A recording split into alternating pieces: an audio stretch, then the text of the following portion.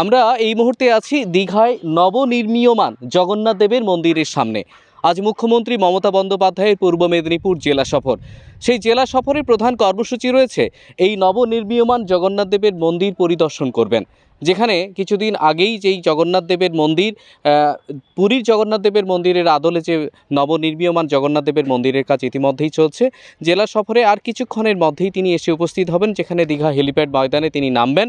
হেলিকপ্টারে নামার পর তিনি দীঘিতে যাবেন, দীঘি আবাসনে তিনি থাকবেন। প্রতিবার তিনি পূর্ব মেদিনীপুর জেলা সফরে দীঘায় এলে তিনি ওখানেই থাকেন। তার পরবর্তী সময়ে প্রশাসনিক বৈঠক, তার সাথে সাথে দীঘায় নবনির্মীয়মান জগন্নাথ দেবের মন্দির তিনি পরিদর্শন করবেন।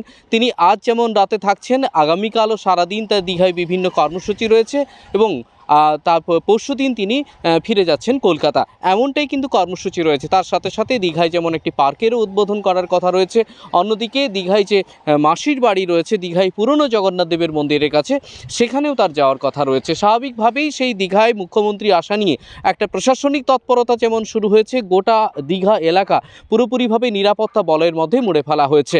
আর 1:30 থেকে 2টোর মধ্যেই মুখ্যমন্ত্রী মমতা বন্দ্যোপাধ্যায় তিনি দীঘায় আসার কথা, এমনটাই কিন্তু সূত্র মারফত জানা যাচ্ছে। একদিকে প্রশাসনিক তৎপরতা যেমন শুরু হয়েছে, অন্যদিকে বিভিন্ন এলাকায় কিন্তু নজরদারি শুরু হয়েছে মুখ্যমন্ত্রী আসাকে কেন্দ্র করে।